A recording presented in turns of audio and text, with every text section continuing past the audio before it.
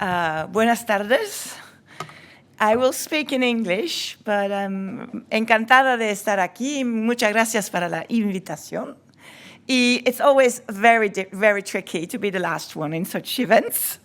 But nevertheless, I will try my best to give you a little bit of an insight about the Vienna model of social and affordable housing. I'm sure you have heard of it, right?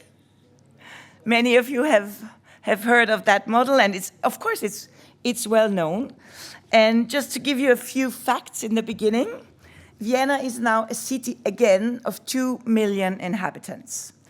And the overall Vienna region is about 2.7, 2.8, and reaches out not only in Austria to our bordering provinces, but also goes beyond borders of Austria to Slovakia. So this is a big region. This is also important to know because I'm trying to control this now. Yes. As I said, 2 million people living in Vienna. And guess what? Half of them live in public, which is municipal, or cooperative housing, or limited profit housing. And because we also have a strongly protected private rental sector, we can say that 2/3 of our population do live in safe, affordable, and secure housing. And that is, of course, an outstanding phenomenon across the world when we look at the housing crisis, not only in Europe, but also in other places of the globe. What you should know as well is that 3/4, so 3 out of 4 Viennese are eligible for the system of municipal and social housing. This is a big difference to many other places I know. Very often, you have very narrow criteria how to go for social housing. And this is something that we are proud of. We have quite high thresholds to reach the eligibility for social, municipal, or cooperative housing. But that also means that we can fulfill one goal, and that is social mix all over the city. What you see in that little map over there, all the green dots, these are municipal housing estates distributed all over the city of Vienna. So it's not only about the people living in the houses, it's also about the distribution in the whole of the territory that makes the difference. We do not have places where there is only the poor people living.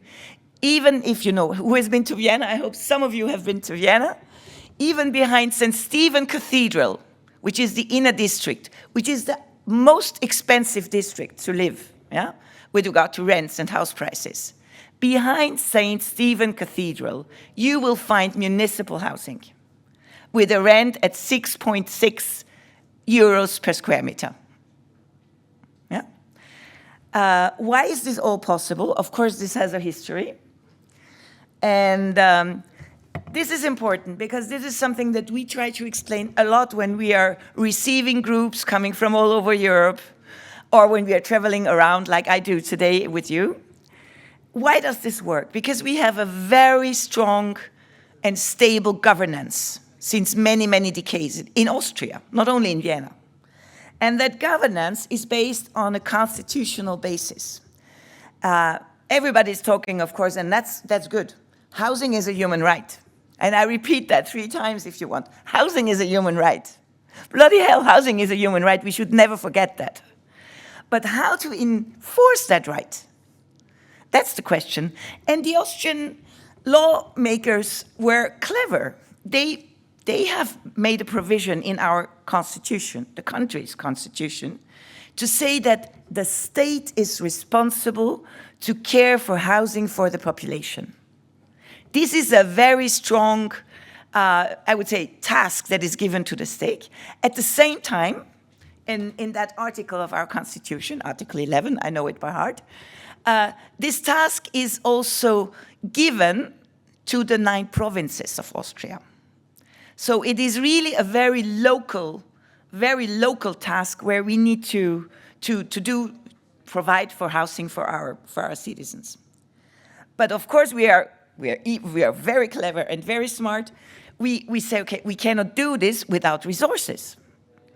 And the resources are, again, in a way, twofold. One is a stable and reliable revenue of finances by a housing tax that we collect on national level. And that's not so much.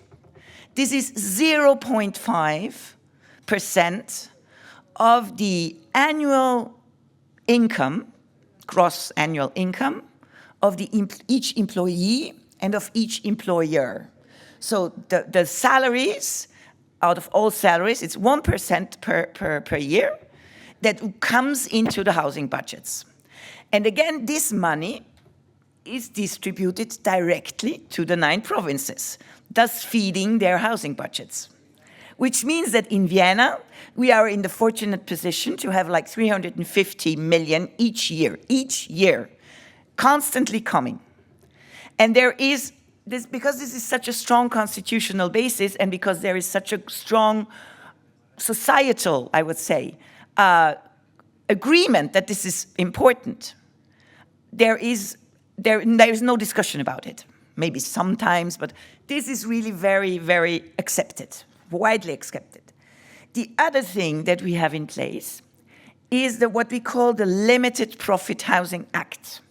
And in fact, the Limited Profit Housing Act is a law that says that in order to provide for housing for our population, it is a clever idea to have cooperatives in place working to deliver, and they have a special, I would say, governance. They have a special treatment. They are exempt from VAT, but at the same time, they are not allowed to make profits, very limited profits. And whatever they do, however their business activities may look like, any profit which they are allowed to make, which is limited, they must reinvest in the system. So we have, in fact, revolving funds in Austria that are ongoing, because, of course, also from the housing budgets, we give loans and guarantees for housing providers, but they have to be paid back. So we have, again, money coming in constantly, and that creates, in Vienna, a total of about 550 million euros each year that we can work with to care for our housing needs, or the housing needs for our population. So I was too fast here. I'm not in the right direction, I think. I'm sorry. I'm confused with the technology. So the cooperatives are a very important partner to the municipalities and regions. We have about 185 cooperatives or limited profit housing associations in Austria, about 58 in Vienna.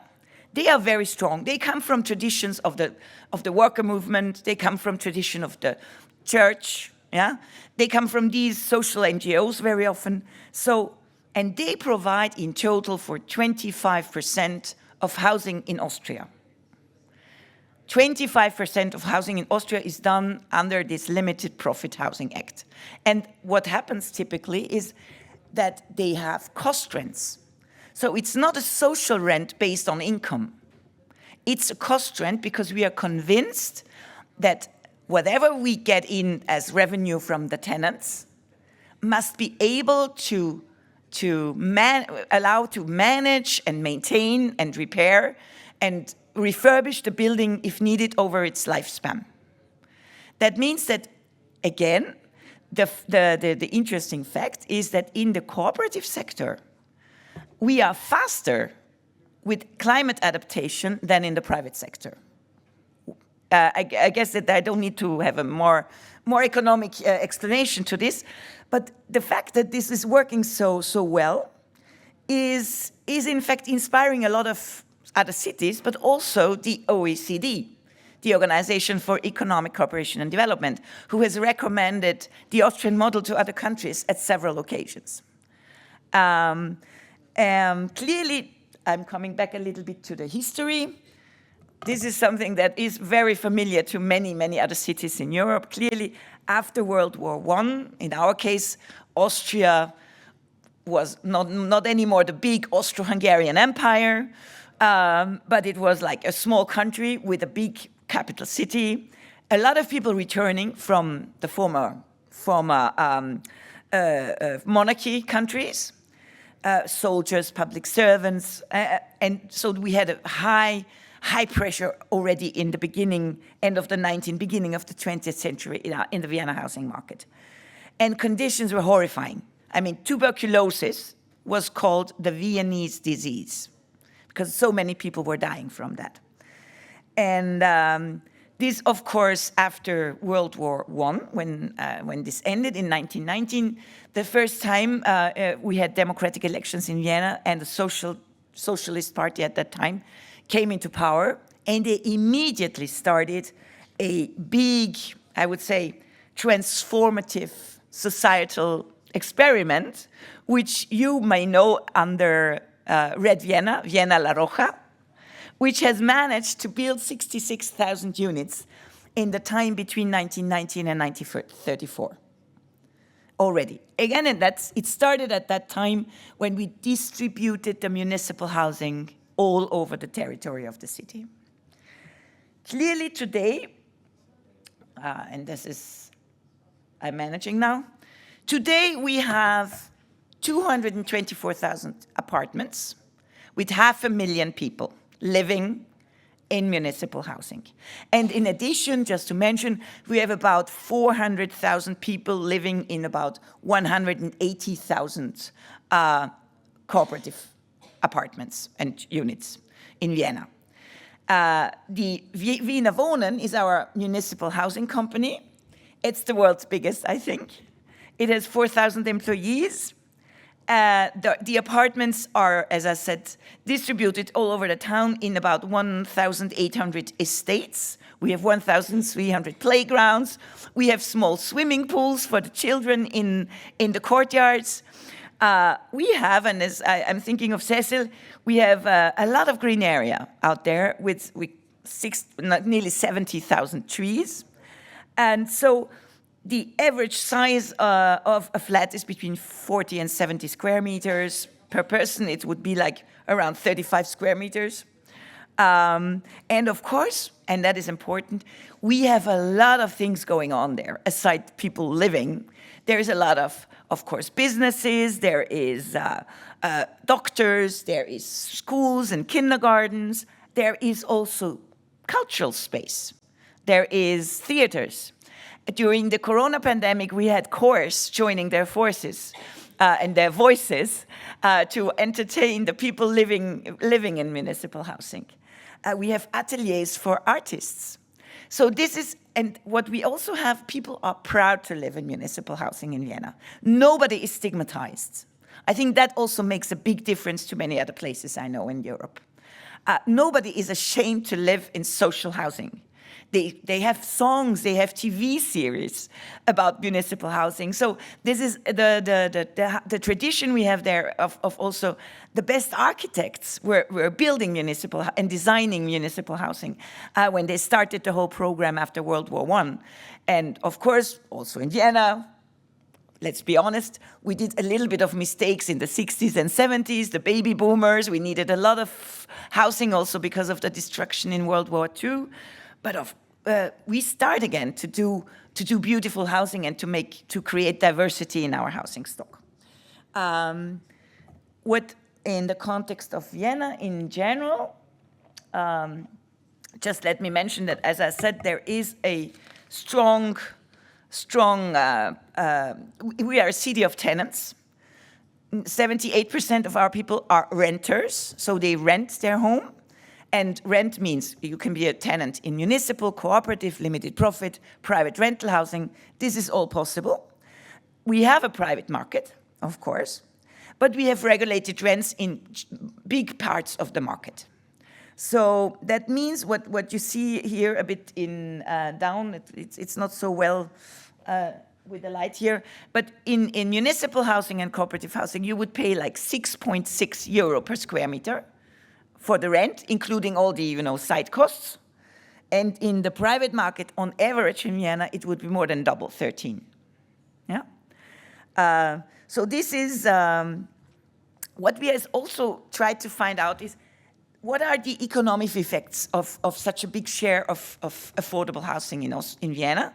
And what we see by a study that when we have a 10% increase of the share of not-profit housing associations in the market, this leads to an average decrease in the non-regulated rent sector by 30 to 40 cents per square meter.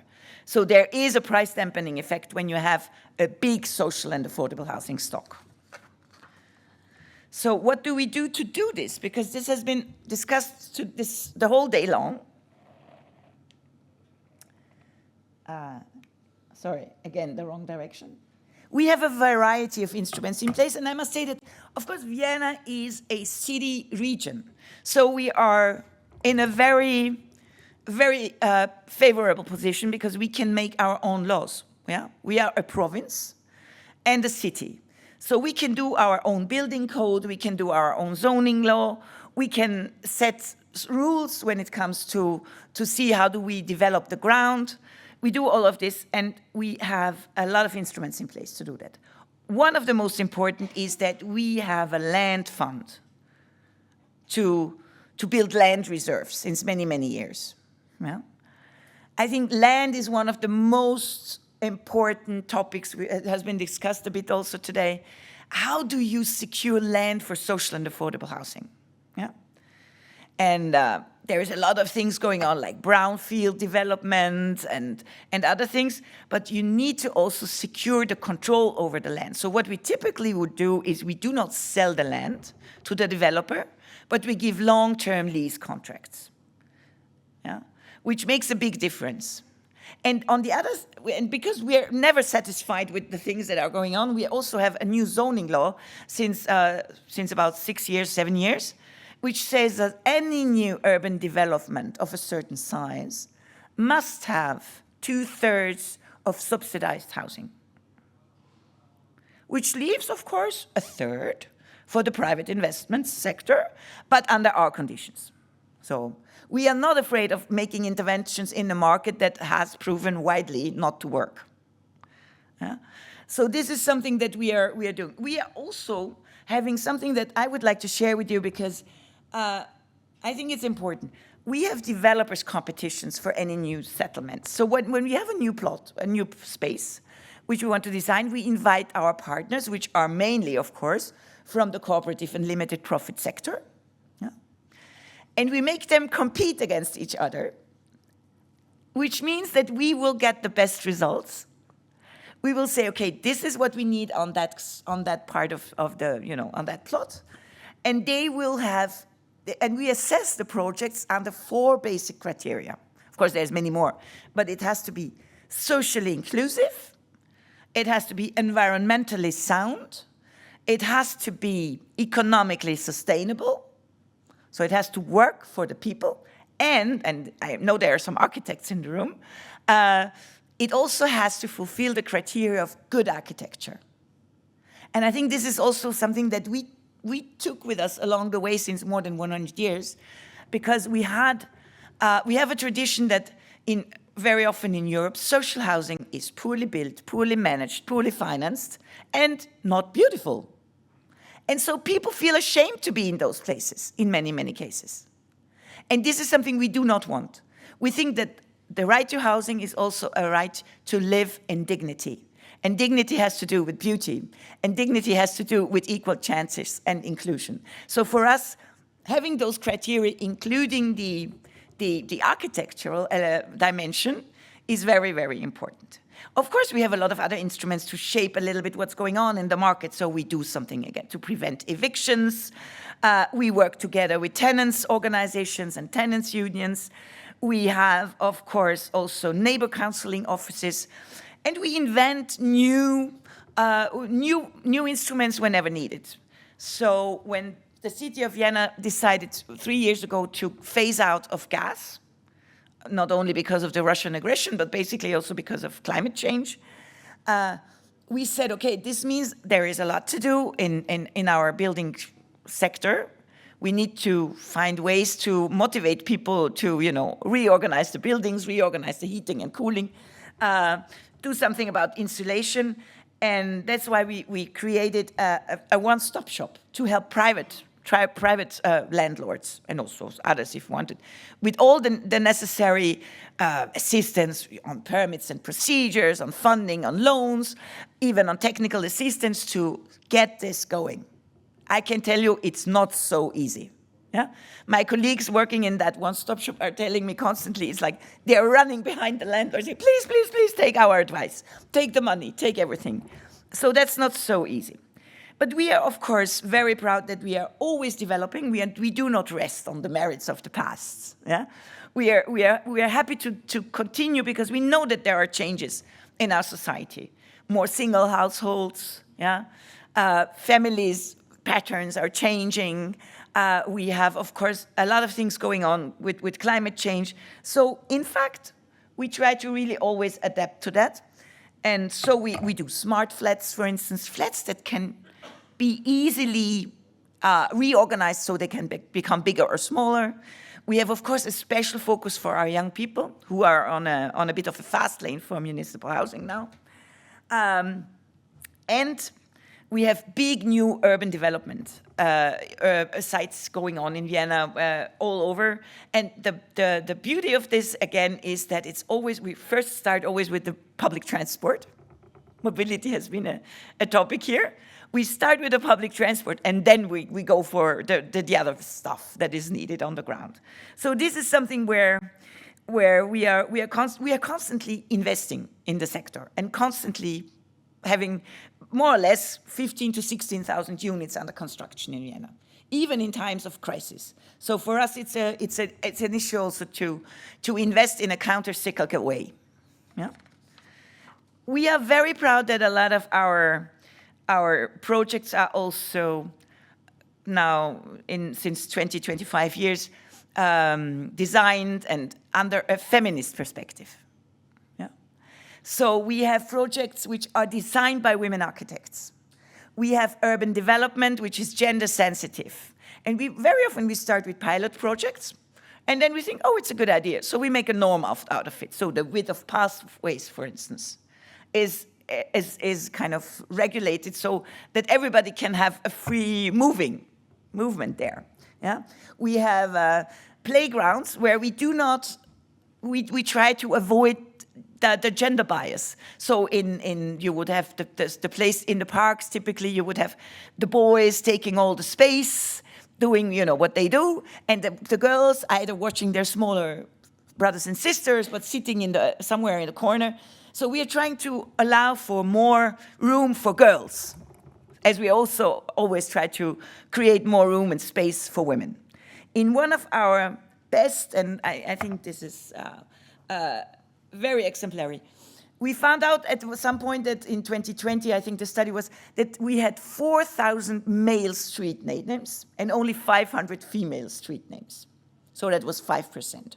So when we had a new urban development site in the northeast of Vienna, which is called Aspen Lakeside, we decided to have all the streets named after women, all of them. And that changed the percentage of female names in our streets to 11. Yeah? So if you want to have gender parity in the names for your streets, but this is important because it will give also especially young girls and women the feeling that they are visible, they are seen, they find models maybe in those street names and place names. So, I mean, there are 3 men in Aspen Lakeside, but I can agree with that because one of them is Nelson Mandela. Yeah, so I'm fine with Nelson Mandela having a promenade there. We are, of course, going for all the other problems that have been described also today. What's coming up with financing of housing? What's the financialization of housing? What's the risk of touristic short-term rentals? All of these issues are coming up. Of course, energy poverty is an issue. We have to discuss this a lot in Vienna as well. But we are trying our best, and what we do a lot is engage on European level to do what can be done also within the European Union.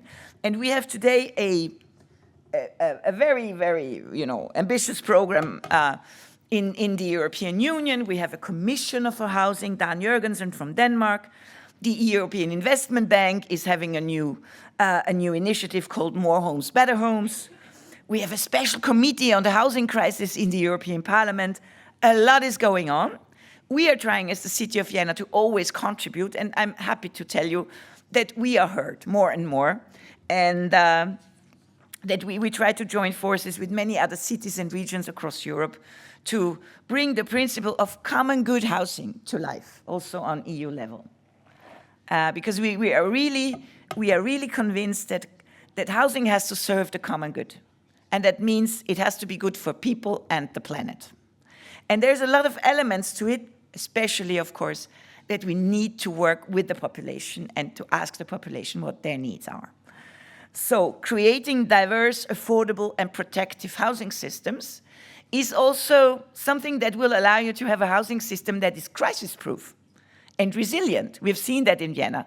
The more you have in the stable and reliable sector, the better you will be able to steer any crisis, be it corona, refugees, or climate. Yeah? So what I can offer you now as a last hint is I will share that presentation, of course, with the colleagues. But there is an exhibition about the Vienna model currently in Spain, in Madrid, in the Escuela de Técnica Superior de Arquitectura de Madrid. Voilà. So this is the kind of program. This is the exhibition catalog. But you can go there and see it until the 17th of October if you have time. But I'm quite sure, because it is done in a collaboration of the City of Vienna and the Austrian Embassy and the Austrian Cultural Institute here in Spain. And I'm quite sure that this exhibition is going to travel. I think that they already plan another station in Barcelona quite soon, and I hope that maybe this has also, reached. I try to reach out also to promote, of course, that there is such an exhibition and that it can travel also to your places. Maybe we can show it in Bilbao at one day. Yeah. So I thank you very much for your attention, and I'm very happy that I could come here. Thank you.